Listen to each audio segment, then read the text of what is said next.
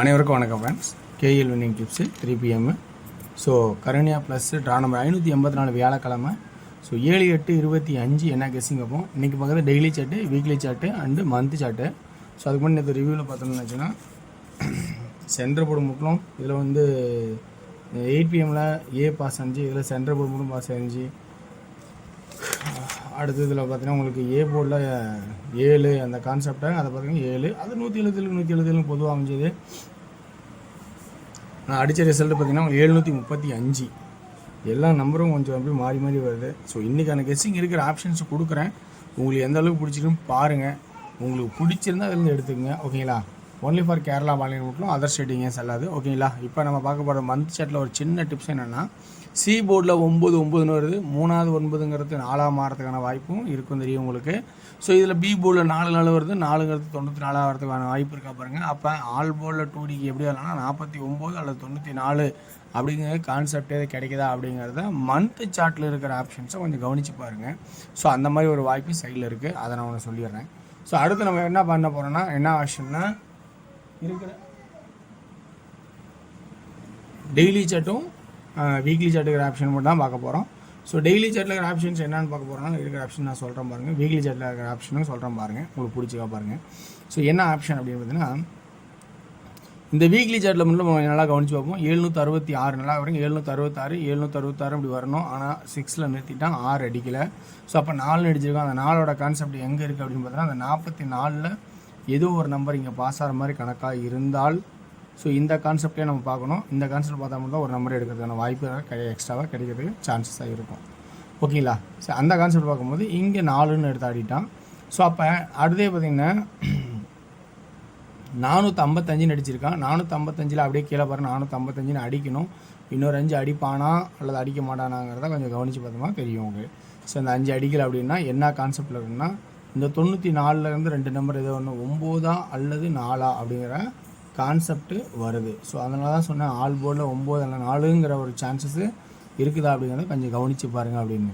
So இந்த கான்செப்ட்டுக்கு இது match ஆகிற மாதிரி இருந்தால், அப்போ இந்த கான்செப்ட் இது மேட்ச் ஆகிறதுக்கான சான்சஸ் இருக்கணும் அப்படின்னு நினைக்கிறேன்.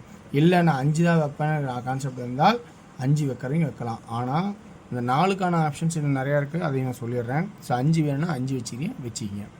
அப்போ 9, 4, 5 அப்படிங்கிற 3 ஆப்ஷனும் ஏ போர்டில் ஏதோ ஒரு நம்பர் தான் வரதுக்கான வாய்ப்பாக இருக்கணும்னு என்னோடய கெஸ்ஸிங்கில் முடிக்கிறேன். அடுத்து பார்த்திங்கன்னா இந்த 696 அடிச்சிருக்கான் பார்த்திங்கன்னா, அந்த 690 இந்த சென்டரோட கெஸ்ஸிங் பார்த்துங்க. இப்போ இந்த சென்டர் அப்படி கீழே இருந்து இல்லைங்க, 696 அடிக்கணும். 696க்கு 690 அடிக்காமல் 5 அடித்தான்.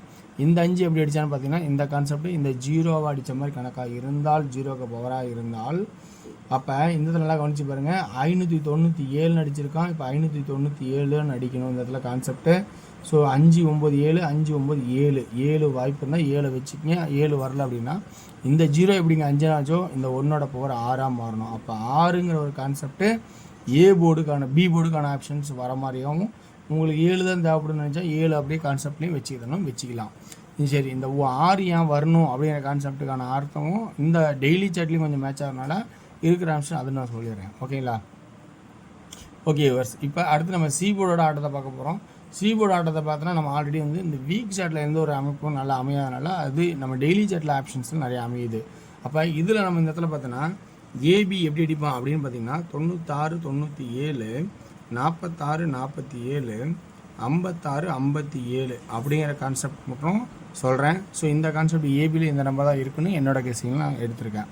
சி போர்டு கெஸ்ஸிங் எப்படி வருங்கிறது தான் டெய்லி சார்ட் ஆப்ஷன்ஸில் இருக்குது. டெய்லி சார்ட்டில் பார்த்தோன்னா இங்கே 2 5 இருந்தாவே நான் சொல்லியிருக்கேன்.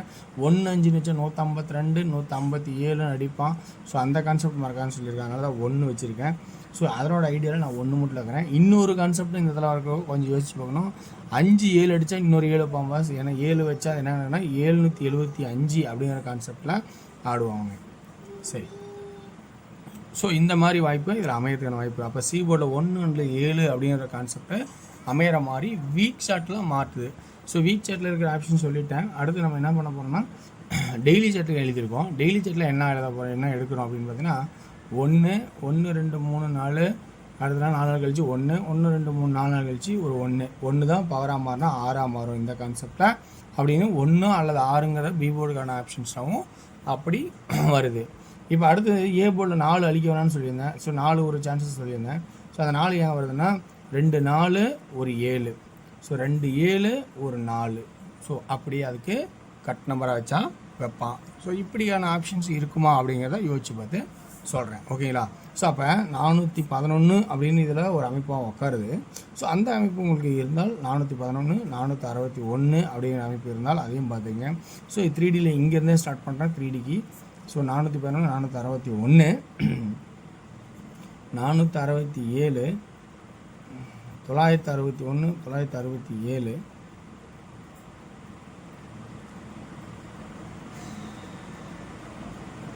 967 971 471.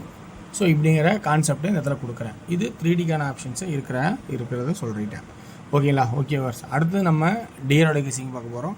டிஆரோட கெஸிங்ஸில் ஆப்ஷன்ஸ் உங்களுக்கு எந்த அளவுக்கு பிடிச்சிருக்குன்னு பாருங்கள். உங்களுக்கு விருப்பம் தான் எடுத்துக்கங்க. டிஆரை பொறுத்த வரைக்கும் ஒவ்வொரு நாளைக்கும் ஒவ்வொரு மாதிரி தான் இருக்குது. அதுவும் ஏன்னா ஒவ்வொரு நாளைக்கு ரொம்ப சிம்பிளாக இருக்கும். இன்றைக்கி முடிஞ்ச அளவுக்கு இருக்கிறத சுருக்கியிருக்கேன். டிஆரில் ஏ போர்டு பார்த்தீங்கன்னா 4 and 7 பி போர்டில் 4 and 9 3 சி போர்டில் 7 அப்படிங்கிற சான்சஸாகவும் எடுத்திருக்கேன்.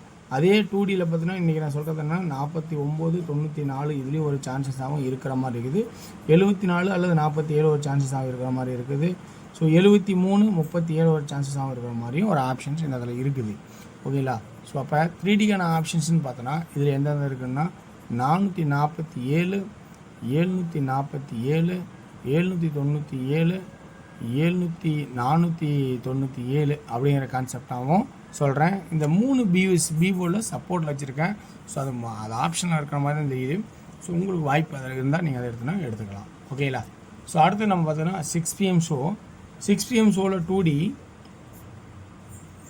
27 72 87 அப்படிங்கிற ஆப்ஷனாகவும் 74 47 அப்படிங்கிற ஆப்ஷனாகவும் அமைப்பு இருக்கா அப்படிங்கிறத கொஞ்சம் கவனித்து பாருங்கள். 3Dக்கான ஆப்ஷன் பார்த்தோன்னா 874 274 877 277 அப்படிங்கிற கான்செப்டாகவும் வர மாதிரி என்னோட ஐடியாவில் இருக்குது.